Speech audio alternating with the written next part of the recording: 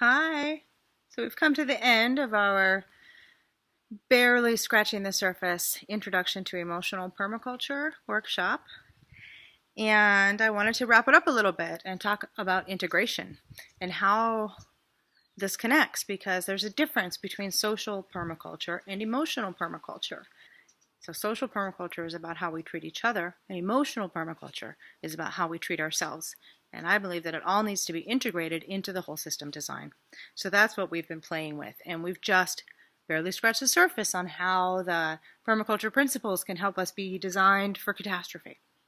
And we've looked at zones and sectors and how those relate to our personal boundaries, played with that a little.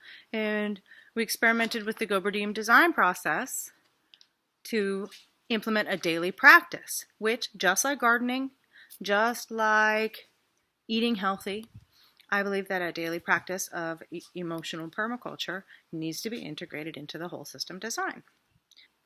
Just a quick 3-day workshop is not enough time to really get into the full skill set with this. It's enough time to play with the idea and open little doors in our minds about it. I hope you enjoyed it, and please do feel free to write to me and to give me your feedback, and I'll be continuing to evolve and change and adjust this workshop as time goes on. Thanks so much.